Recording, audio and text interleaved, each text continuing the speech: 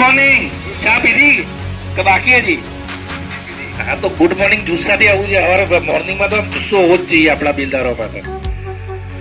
હવે એક ખાસ અગત્યની જાહેરાત કરવા માટે અમે લોકો આવ્યા છીએ. અખિલ ભારતીય મજદૂર સંઘ, અખિલ ભારતીય સફાઈ મજદૂર સંઘ અને બીજા જે આપણા તમામ યુનિયનો જે છે 21, એ બધા સાથે મળીને આપણા ચોથા વર્ગના કર્મચારીઓ માટે સમૂહ લગ્નનું આયોજન કર્યું છે.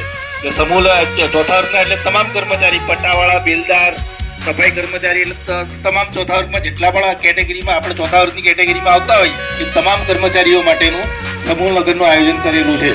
એટલે જે સમૂહ લગ્નમાં જોડાવા માંગતા હોય, તમારા બાળકો હોય કે તમે જે નવા લાગેલા હોય એ સમૂહ લગ્નમાં જોડાઈ શકે છે.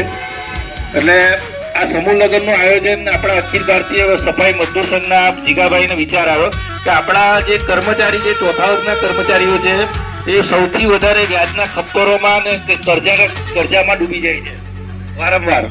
કેમ કે આ લગ્ન જેવો ખર્ચાળ, બહુ ખર્ચો થઈ જાય છે. અમુક વખત આપણે એમ જ હોય કે 5 લાખમાં પતી જશે, પણ 5 ના 10 ક્યારે થઈ જાય એ આપણે ખબર એ નથી પડતી. એટલે અત્યારનો સીઝન જમાનો એવો ચાલી રહેલો છે કે હવે બધા જ સમૂહ લગ્નમાં જોડાવા લાગ્યા છે અને મોટા ભાગના બધી જગ્યાએ સમૂહ લગ્ન થાય જ છે. તો આપણે પણ હવે આ સમૂહ લગ્નનો લાભ લેવી અને આપણા જે છોકરા છોકરી હોય કે આપણે પોતે હોય તો આ સમૂહ લગ્નમાં જોડાવી, જેથી આપણો જે પૈસો જે બચશે 5 થી 10 લાખ રૂપિયા જે બચે તે આવનારી પેઢી માટે કાંઈક શિક્ષણમાં કે એના નોકરી ધંધા કે વેપારમાં આપણે વાપરી શકાય. બીજો પૈસા બચત તો કેમ કે આપણે જ્યાં લગ્નમાં આટલો બધો ખર્ચો કરી નાખે ને આપણે આપણા જે આપણા હિતેચ્છુ ન હોય, જે આપણા દુશ્મનો હોય, આપણે હવાના 2 પંપ માર કરે કે ઓલું કર, ફલાણું કર, ઢીકડું કર, કોલું કર, એમ કરીને આપણને હવાના પંપ મારીને ભૂકો ફૂલાઈ દઈ અને પછી આપણે ભલે ફૂટી જતા, એને ક્યાં પડી છે. પછી આપણે વ્યાજ આપણે ભરવાનું 5%, 10%, અને કરજામાં આપણે ફસાઈ જઈએ. કેટલાય કર્મચારી એવા છે કે આપઘાત કર્યા છે. મ્યુનિસિપાલિટીની નોકરી હોવા છતાંય કરજામાં દબાઈ જાય અને આપઘાત કરવાના વારા આવે, એ કેટલી ખરાબ મુસીબત. હવે આ સમૂહ લગ્ન જેવું એક સારામાં સારું એક આયોજન કરવામાં આવ્યું છે.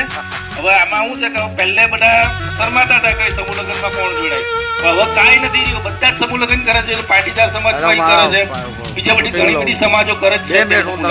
તો આપણે એક સમૂહ લગ્ન કરવી જેનાથી આપણે આપણા કર્મચારીઓને રાહત મળે બીજી બધી જગ્યાએથી, અને આપણે સૌથી વધારે આ સમૂહ લગ્નમાં જોડાવી.